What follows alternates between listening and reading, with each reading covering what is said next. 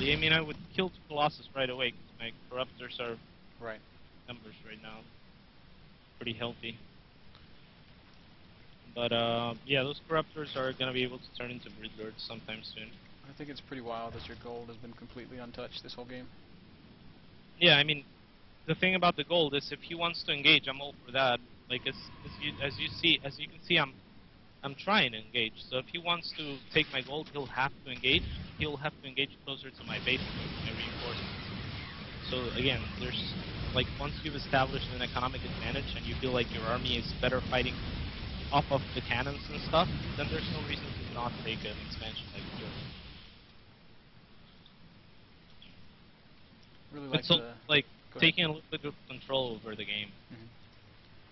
Really like the late game Zergling usage. Units. So what else am I seeing back in your base that's noteworthy? Greater Spires on the way. Yeah, I'll make a lot of Broodlords. Expansions everywhere. Creep spread's pretty good. Creep spread could be better.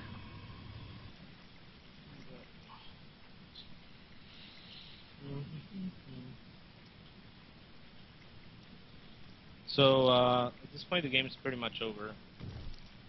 Really. Yeah, I would definitely tend to agree with you. Yeah, I'll just wait for the Broodlords and kill them. I will say though, you know, if for whatever reason we were to back off and allow Toss to get that ball of just death, it could be tough. Yeah, yeah, definitely. At least it would be tough in the sense that you would have to waste at least an army of units, and there would be a lot of grief. But yeah. You were making so many Corruptors. What the hell? I've never seen somebody make this many Corruptors. You have 14 Broodlords and 12 more Corruptors. Well, I just made more Corruptors just now. And that's because you want to deal with the Colossi? Because I was morphing the Broodlords, yeah, in case there's Colossi or anything. And, yeah. And the Colossi, pretty much. And also, these guys can morph into Broodlords once I start losing some supply, so I don't have to make Corruptors. This is just like a pure Broodlord army. Yeah. I'm just probably going to reinforce this with Zerglings or Roaches or Hydras. It doesn't really matter. I'll just make Roaches, I suppose. And then I'll try to pick out this Colossus with the Corruptors. Now, my army, when there's Broodlords on the field, you don't want anything but the Broodlings attacking, unless he goes forward like that. Then you engage with your army. Okay, that's different.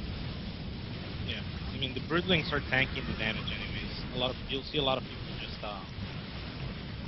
I don't know, kind of attack with their army and Broodlords at the same time. It's fine, like, for example, it's fine to attack with Broodlords and Roaches against Terran, for example. That's pretty effective, but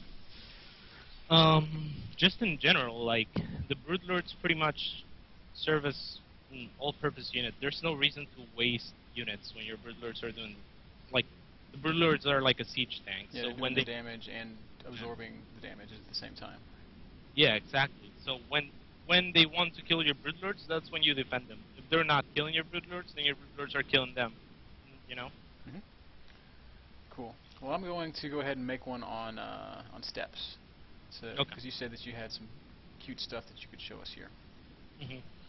And I'll bring our same Protoss buddy in, because I'm sure that he would love an opportunity to avenge that humiliating defeat at the hands of Catz. Are you still in that game? Because I'm not able to invite you. No, I'm not. WTF. Strange. That's not standard at all. Not at all. Not in the list. There we go. So Steps of War is a map that's ridiculously small. So it's really good for aggressive play, you could say. Just because the rush distance is so small. If you don't abuse it, you lose. And Steps of War is a map that is seen as a Protoss and a Terran map over a Zerg map. And I'll tend to agree with that if you go for if you play quote-unquote standard. Mm-hmm. If you don't, it's anyone's map. My win ratio is pretty decent on Steps of War. I essentially have 2 openers against Protoss that I really like. Mm-hmm. One is going to be my 7 pool. and the other one's gonna be a Evo Chamber Rush. Kind of. And Seriously. yeah, they're both pretty good. The seven pool is by no means an all in. It allows me to transition out of it quite easily. And the other build too. I don't really do builds that or I actually do Nolan build against Terran on this map because that is a ridiculous matchup. Yeah. But other than that, I don't really have a build that's all in. I have builds that can go all in if I choose to make them all in.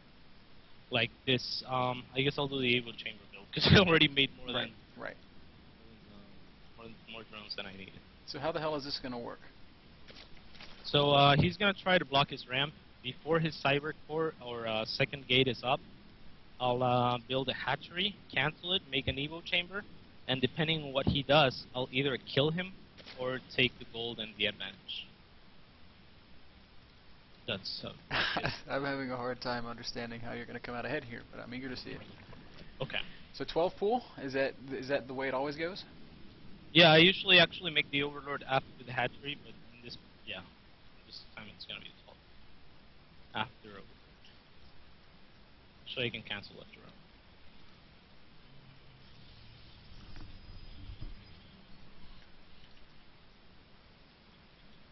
Okay. So here's the drone.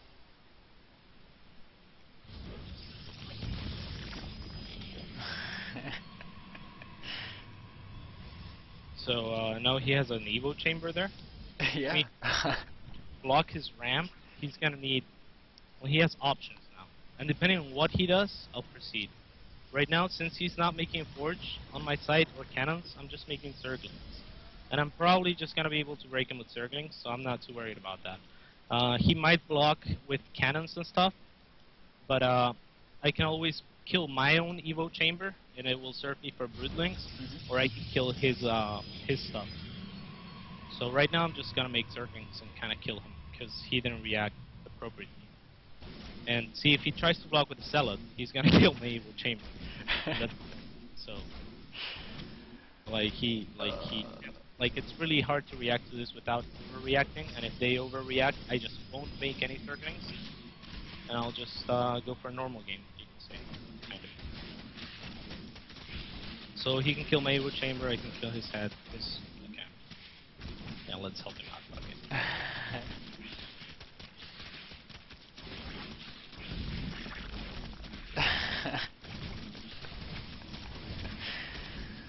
Oh, this doesn't make any sense. Why not? It makes perfect sense. Why does that work? What do you mean? It's just hilarious. It is. But why shouldn't it work? Now I'm gonna proceed to take the book just in case he stops this.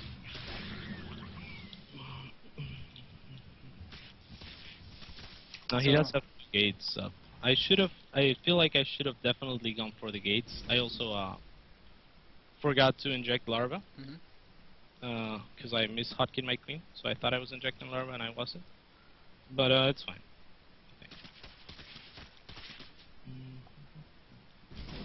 The zealots are more than enough to take care of my circles. Yeah. So you're taking his gold, and not your gold. It's really the same. Well, I guess, as yeah. Speed lanes. Uh-oh.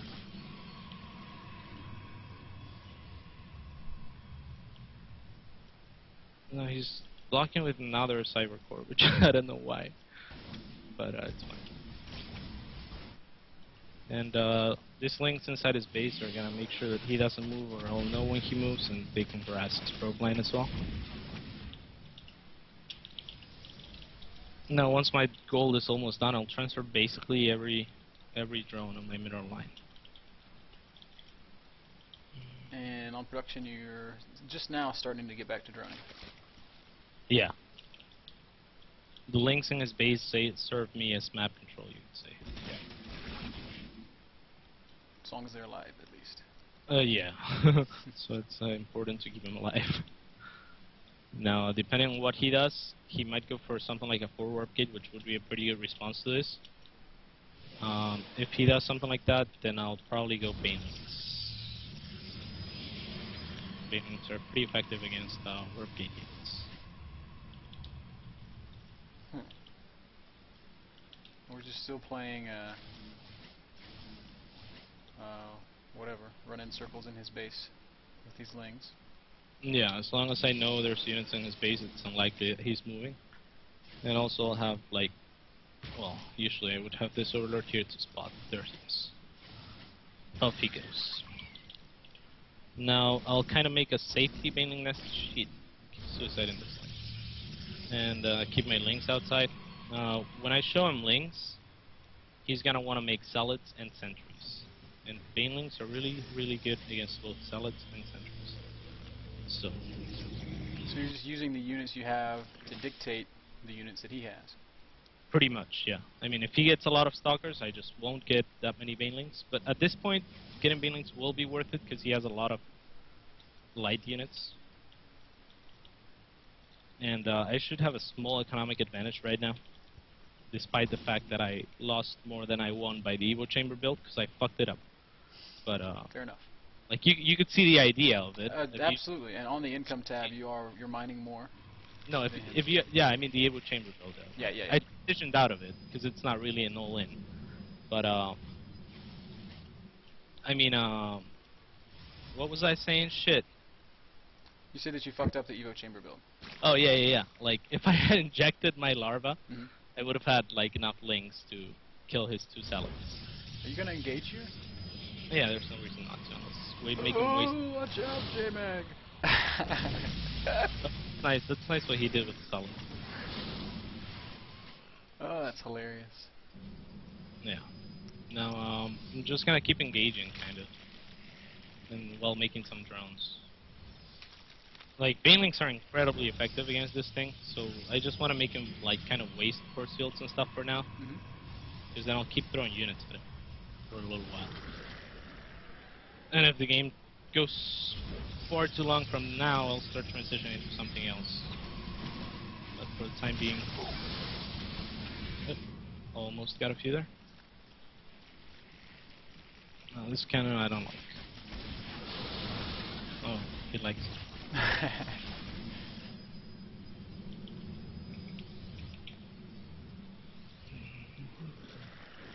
So he really wants that expo. At this point, it's almost like he's got the expo, so there's no use almost in trying to break him, or they vote too much in trying to break him. So instead, I'm just gonna take another expo. And of course, since I have the map control, I'm gonna take the other gold because there's no reason not to. You have a very, in talking to Rhett, you know, it seems like you guys have a very similar way of thinking when it comes to playing StarCraft. Well, maybe. I mean, Red understands the game. I do talk to him quite a bit, especially about CVP. You know, he's a great player. I love Red, and he was my smoking partner at MLG too, but then he quit smoking. That bastard. That bastard. Well, he plays real reactive, because I ask him the same questions I ask you about, oh, how do I do this? What is the build for that? You know, and he's like, well, you can't really follow it from a build order. Right, you just can't. Like, that's, like, you'll even see in Terran and Protoss that a lot of people fall into that trap, because it's like a trap, it's like the system trying to absorb you and shit. Like a stoner now. It's, you know, it's... Like, for example, I was playing a game the other day, and I was, like, kind of trying to... I was in the mood for coaching, almost. So I was coaching in my stream, which I don't usually do, right? Oh, shit. Oh, let's make some business. Okay. Hold up, let me stop this first, if I can. I should be able to.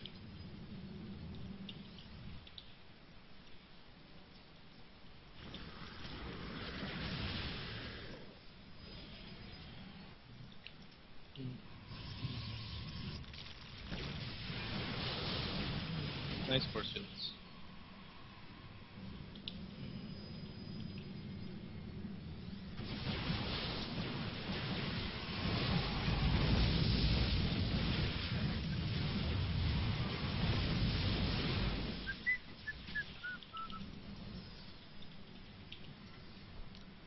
And And somehow, in spite of all these Lings and Banes, you've managed to eke out, 40 drones. Which is Yeah. enough for your